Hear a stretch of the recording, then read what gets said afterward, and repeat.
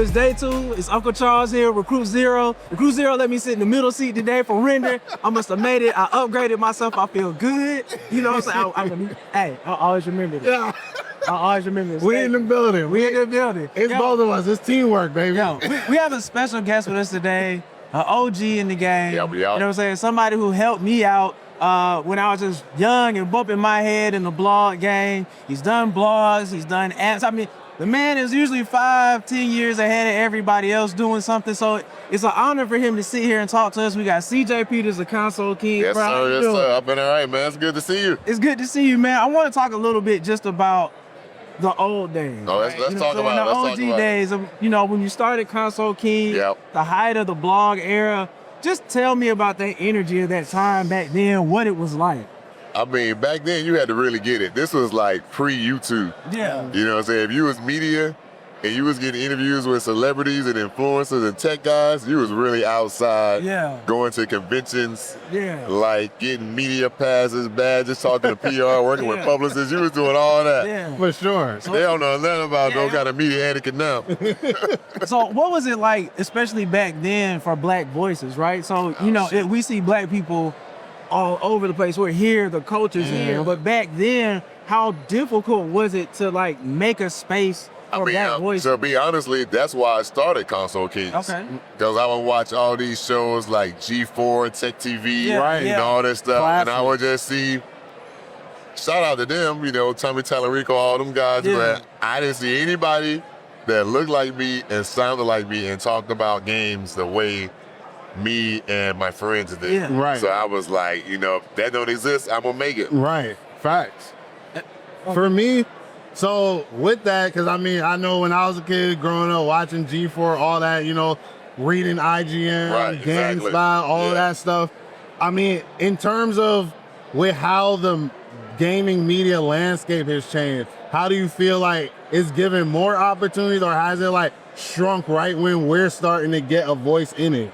Man, I think you may be on the right path. I really think like real us in gaming journalism, the same people that are really doing it now, the same people that did it then. Okay. Like, you know, like I haven't seen any real new, like from a real journalistic approach. It's shrunk, right? To answer the question, it's shrunk. But it has made rise to new voices in gaming. Right. You know, different avenues. different avenues on the social media side, streaming side, and those are effective too. But it needs to be a balance of it. Right, you know what I'm saying? for sure. Right now, it's got a one-sided to all the streaming online guys that just giving their opinion. Right, it's like a free-for-all. Right, without really like even like doing research and talking to developers and going there. Right, it's just hot takes every day. They get a clip. It's hot takes and clips, right? I want to talk a little bit also about, you were doing digital avatars before Fortnite, before there was skins to be sold. You were selling that in the original kind of Xbox marketplace. Talk about how you saw that avenue maybe as like the next wave and how you jumped into it. Okay, so when I got Konsole Kings and I got my first deal with Xbox, I was actually, my actual deal was based on video content. Okay. So back then, to get on Xbox Live, even to be, them to look at you, you had to be able to shoot, produce, and edit and publish HD content. Man, this is like, I don't know, 2008, maybe. Wow. You know what I'm saying? Oh, you was ahead of the game. You had that. So, you know, I saved up all my coins of credit on the Panasonic with the BCMI slots that do true HD. Just so I can hit the minimum threshold to get on Xbox. Right. Yeah. So I got on Xbox, and at that time, there was no YouTube. Xbox didn't really know how to monetize short form video content. Right. You try to make people pay $5 to watch a minute, that ain't gonna work back then. You know what I'm saying? I gotta do it now, but back then it wouldn't work. So I was like, okay, this ain't really making no money, right? Yeah. I'm charging people for content they don't want to pay for it and watch it for free, right? So I was like, what else is on the platform? So just being on Xbox, this is 360 days. We had the Blades going by, the content. I saw these banners for these items, and I was like, what are these? What are they selling? Right? I said, oh, they selling gamerpics and wall and backgrounds for your 360. So I hit Xbox up and I was like, I'm on the platform, you know, can I do this? And they were like, Sure. Right. Here you go. Boom. Okay. It made me a developer. Yeah. Right. Now you can go ahead and make it. Right. Either here's the links. Go have at it. Like, you know, we ain't got no engineering help to help you, but here's how to do it. Here to read this. Right. Yeah. That's how. So you was out here really in the microtransactions before it was microtransactions. Yeah, all in the microtransactions early. That's dope. That's super dope.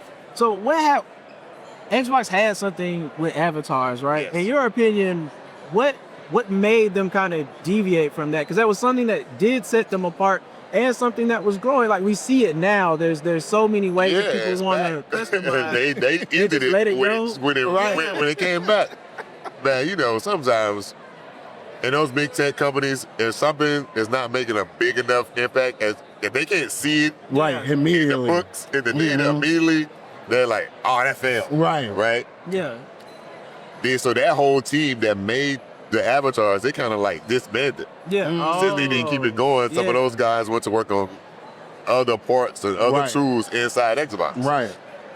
Mostly the guys from Rare, right? When they bought Rare, those guys came in. That team made the avatars. Got you. Okay, cool. That's why they were so like connected to games and all those things. 'Cause those dudes made regular games too. Right. So once that they didn't see that being a success, they should have held on to it. Yeah. Because right now, you could use that avatar in everything now. It's popping. They'd have been ahead of the game. Yeah, they would have been way ahead of the game if they would have kept those avatars in there. But I don't know why. They still got gamerpics, but you can't really buy them, right? You can like get images from other places, but people still want those things. Right. I still get random DMs. Hey, I had this gamerpic, 10 years ago. Now the Xbox is HD, UHD. Can I get a new version? What can I buy from? I'm like, you can't buy it. Like, they don't support it. So speaking of that, we talked about ownership, right? Like you own. When you're talking about that, there's a lot of ownership in there, right? And so we've gone from websites, people having their own kind, like you had your own space, like your videos used to be on your website. Yes. It wasn't a YouTube, so you owned it, right? And you were making everything. I remember when you shot a video, 2 Chainz was there, Bander was there. I remember you were doing all of that. Now it's platforms. Yes. Now it's social media. Now it's streaming. You don't own anything. You basically put it out there. Yeah, that's terrible. On one end, that's terrible. But also, there's more voices. We see more. We see the DreamCons, the AMPs, the RDCs. Tell me something that you like or what you see that's a benefit of moving to this system and something you would like to see change or go back to. I mean, the benefit is you're able to increase your audience fast. Right. That is a benefit. You can reach a lot of people really fast if they like your content, right? I mean, honestly, it's gonna sound crazy to some people, but the content deals should be licensing deals. Okay. Explain that a little more. Like the amps and the RDCs and all that, they get paid on some kind of metric from those platform holders, right? Yeah. But you would probably get paid more if it was a licensing deal, right? Instead of like whatever algorithm they made up and formula to pay them and to make them like earn get so many views. Like just like getting like Spotify, right? You're earning a fraction of a penny. Right. Like you should be on once you get to a certain level, I think you should have a different deal. Okay, I got you. You know what I'm saying? So it'll be like, hey, it ain't about how many subscriptions I got. It's I'm lending my likeness to this platform. What's that worth? And I would like to see these platforms really champion these guys because they're basically running rogue, right? Right. If you look at Kai on Twitch, they don't put him on anything. And he's the biggest one on there. He's the biggest person on there. But yet they don't seem to actually be really behind him. Right. Like brand company wise. No, that's they're behind him because they have to be because he's running about the Right. But I it seems like they're like, oh, we support him on the infrastructure or whatever, but it's not like Kai in a Twitch commercial or something. It's like we're sending them the Nikes. Right. They're like, thank you for all that you do. A purple pair of Nikes. I would like to see these platform people really give these dudes their props. Right. Before we get on to what you're doing now, just one question. Do you think there's still a space for a black-led platform that was like a IGN, like a G4? Do you think that's still a need? Do you think there's still a space for that? Or is it just the streamers, the YouTubers, and it'll just be what it will be? No, I think there's a space for that. I think there is a space to be a collective. Yeah, there's definitely a space for that because somebody just asked me that last week when I was in New York. They was like, hey, is there like the space where like the black gamers are at it? And you could just, I was like, and you get the real news or gaming news. I was like, no, it's gone. Like, it's just not there. He was like, okay, that's interesting. He was like, where is it? He was an older guy. He was like, well, where is it? I was like, man, it's all fractured. Right. It's all splintered. Yeah, I think all these dudes should form some kind of invisible collective. Yeah. Just and share more resources. And yeah, they have it now, but the thing is, you got to have the tech with it, right? That's the other side. Like, Twitch now is on Amazon, right? They bought Twitch. So you got to have, YouTube is Google. Like, you got to have the real big tech. It's going to be kind of hard to form your own network if you don't have the tech behind it. True. So that's the challenge. That's going to be the challenge. So the infrastructure and tech is going to be a challenge. Speaking of tech and platforms, you actually built Candy Burst's first mobile app. And that was the time where people were kind of getting into mobile gaming, correct? So correction. Let me correct you on that. Let me correct you on that. We created the first Black Spades app, and we licensed Candy for that Spades app. Okay. Going back to licensing. Yeah. Going back to licensing. We licensed our likeness for the app. And I think you were one of the first people to have an app that was, reflected in the culture. Yeah. Because we play spades, right? It was the first Spades app dedicated to Black people, how we play spades, For sure. Yeah. So tell me, how did you get about making that app, right? Because there's so many people who have ideas for want to make games. How did you go about making that app? Okay, so I'm gonna give you a story. So my ex-partner, Marcus Matthews. If you look at Marcus Matthews, he was the first producer of NBA 2K on Sega. Okay. So just look at he produced the first 2K for Sega. Right? Just to let y'all know. Go look him up. You know some of y'all playing 2K right now. He left the console world, and he was doing mobile games on smartphones, flip phones, 3D phones, before smartphones, like flip phones, 3D phones. So he had always had this thing he wanted to make. So when everybody was putting, like games on the web, Facebook and all that, so he was like, yo, I want to make this portal, and we're going to put all the games that Black people play on the portal. I was like, it's a great idea, dog. And he said, I want to start with spades. So he started, doing some stuff, and I was looking at it. I was like, you know how to play spades? Yeah. He was like, not really. I was like, how you gonna make a spades game? You don't know how to play spades. So I'm looking at this shit, and I'm like, yo, man, this is wrong. That ain't right. This gotta be like He this. breaking all the rules. Yeah, I'm like, he was just like, I'm gonna start and see where it goes. I'm like, yo, this ain't right. This ain't how you play that. He was like, well, why don't you come be the gameplay producer? Right. You know what I'm saying? Make sure the gameplay right. I was like, okay, cool. I said, I'll do that. So that was like my first real title, right, in the gameplay industry. So from that, just going through that whole process, that's how I kind of learned being an unofficial intern. And just jumping on a project because I had the information that you didn't have to complete the project. Okay. So just once you're around people that's making games, you're gonna be jumping the means, see, this is how developers are, you need art, this is art, this is how artwork development. You will learn. Once you're in the mix, you'll start learning all this stuff. If you got your eyes up, you'll learn. So that's how I kind of got into it. And so when that game launched, it had some good success, but it was a true multiplayer only game. Right? True multiplayer only. And I was like, well, ain't that many people playing it? No need to really keep charging people for it and all that stuff. So those who got it, I let it stay in the marketplace. I stopped supporting the multiplayer side. So, but if you had it, if you need to download it again, you can go download it. So I was like, I'm just gonna give that to the people. So then one summer, I started getting emails. Hey, the game's not working. I was like, yeah, it's not. I'm not supporting it. It's not working. Yeah, you're right. It ain't working. And I kept getting after email, and I was like, what are they playing? How are they playing the game? It's not. It's not nothing there, right? So I went to analytics, opened up the analytics, looked at the Apple analytics, because it was only on iPhone. Looked on analytics, I was like, oh, they got activity. So I was really trying to call people and be like, what are you playing? So I finally called my brother-in-law, because he had the game, and I was like, And my sister was like, yeah, he still plays it. I was like, man, what are you playing? Right. Like, the game don't exist. He was like, nah, you can play single player. I was like, their light bulb went off. I was like, they playing the practice mode as a real single player experience. Okay. And it was not. Yeah.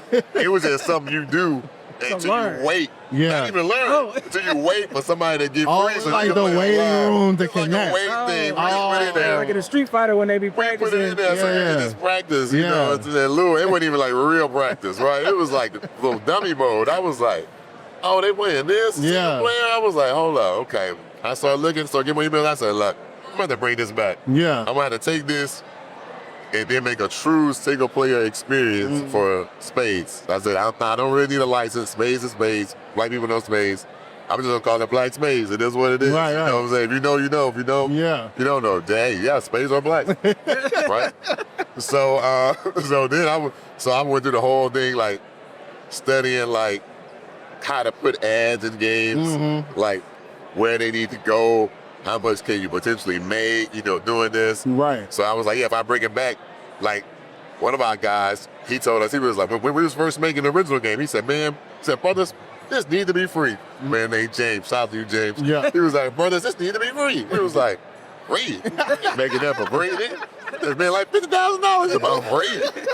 He was like, I'm telling you, make it free. Because that was when everybody was switching from like traditional paid games to ad-supported games. Right. Like, right on the cusp. And we should listen to that dude. We should listen to him. I tell him to this day, we should listen to you. We didn't listen. Sometimes you gotta know when to take good advice. That was great damn advice. We didn't listen. That shit went down. So I remember that. Yeah. And so when I took all the guts out of the Candy Go to Spades game to make a single player game, I said, I'll put them ads in there, I'll make sure they're right. Right. And I'll make it a real single player experience for people to play. That's why that became Black Spades. That's dope. And how's it been thus far, like, you know, being in the gaming space, the mobile gaming space? Just give us a little bit of your experience now, you know, since the app market has changed so much and, you know, different business models have come into play. Tell us, you know, how your experience has been. I mean, so far, when I first put it out, it was like slow, right? I'm not gonna front. If you had an app during COVID, it probably jumped. Your app, your active users probably jumped up. That's what happened to mine. Right.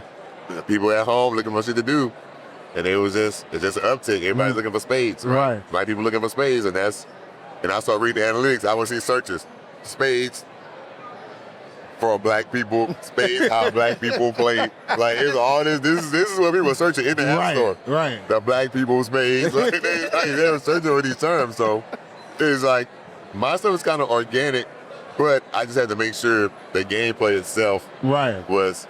You know, everybody think they can play spades. Everybody got their own rules. So I just try to take the core of general rules that everybody knew, put them in one game at first. Gotcha. And then I slowly roll out more stuff. But to answer your question, once the game started taking off, so once anybody's app starts taking off, whatever platform you're on, those platform holders will reach out to you. Once you hit like a certain threshold, like I got an email from Google, like, hey, I'm your rep, blah, blah, blah. I was like, I got a rep? I didn't even know I had a rep. AdMob rep, you know, I use AdMob. I was like, oh, I got a rep? No, okay, I must be doing something now. Right. 'Cause I got a rep, right? Then they started inviting you to their little one-day dev conferences to you know, teach you more about AdMob and teach you how to make more money. Yeah. Or they'll start sending people to things that you can purchase to do for them so they can help better support you, make more money. You know what I'm saying?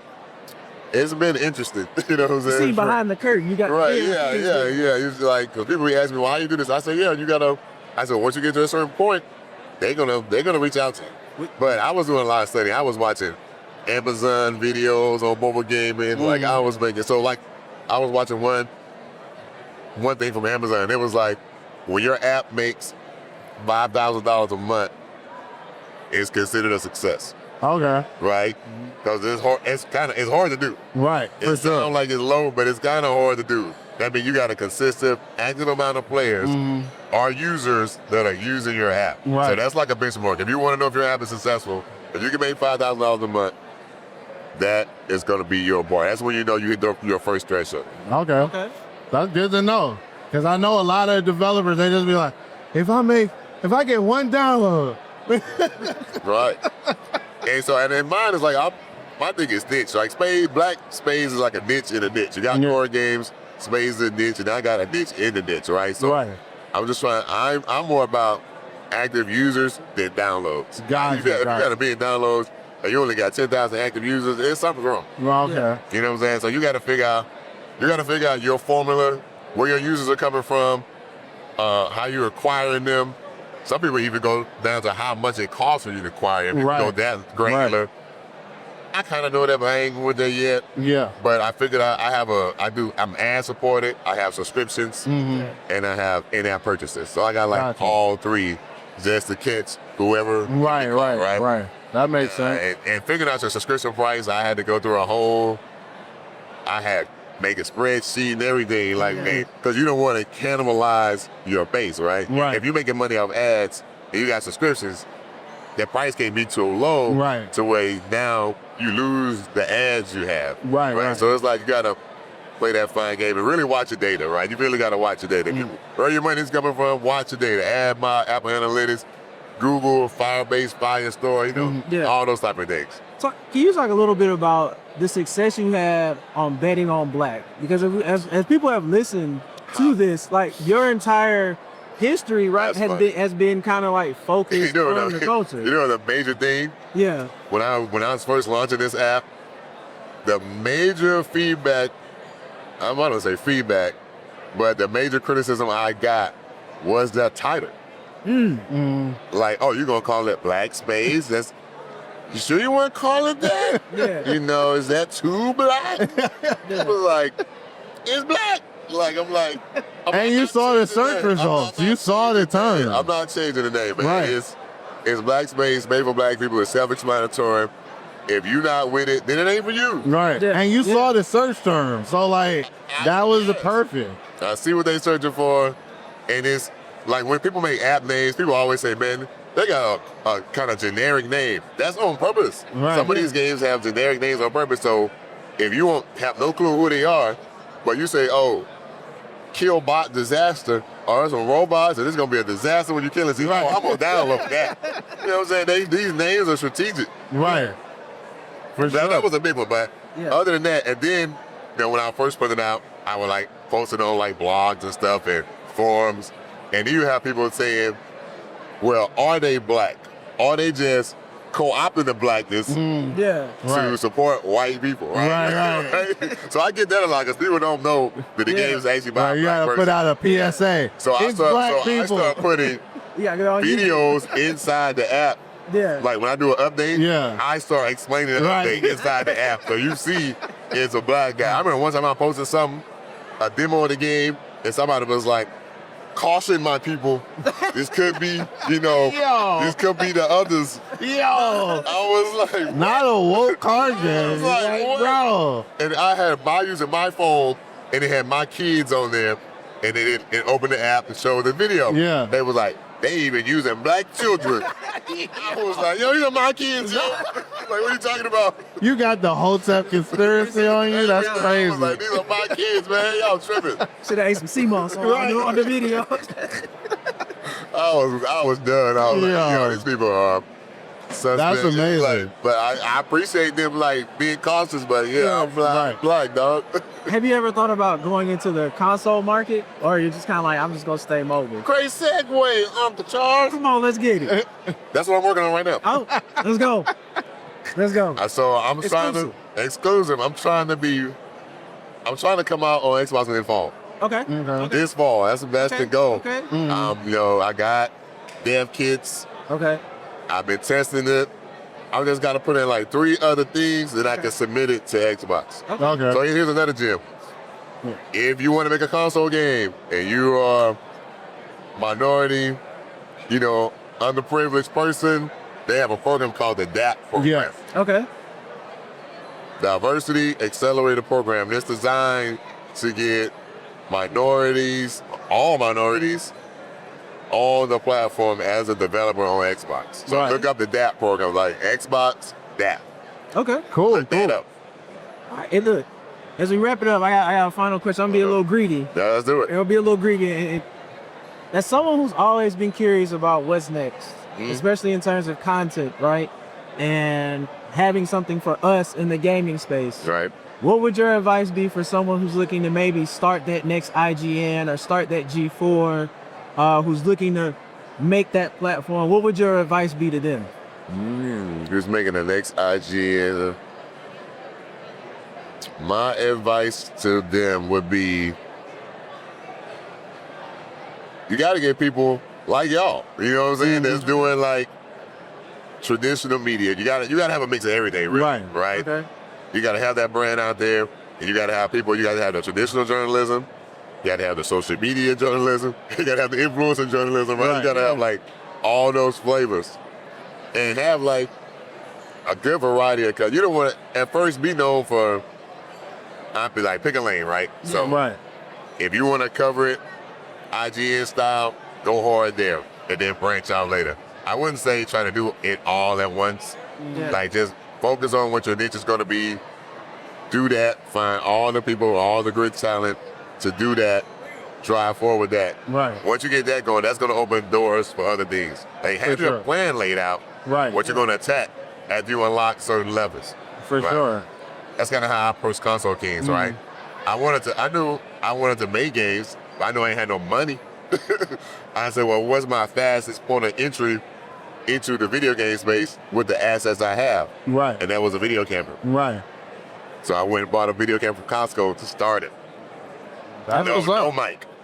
That's great information for so many avenues in the industry. So we definitely appreciate all that free game. Yeah, I appreciate it. I'll be here to give it. We might have to charge y'all for this episode. Right. We might have to make a Patreon, and this will be our first episode on there. Hey, and as we wrap it up, you know what I'm saying? I want to thank CJ. Hey, you dropped a bunch of gems today. We really appreciate it. You know what I'm saying? Uncle Charles here, Recruit Zero here. Hey. You know what I'm saying? I'm in the middle seat. Live from Render. Hey, make sure you download that somewhere. Download Black Spades. You go to App Store, search Black Spades. Go to the Google Play Store, search Black Spades. If you're on a PC or you're on a Mac, you can still go to those same app stores. You can play it on Mac. If you got an M-Series Mac, if you got Google Play games for PC, just download that. You can play it on your PC. Yo, download Black Spades. If you don't know how to play spades, you have no excuse now.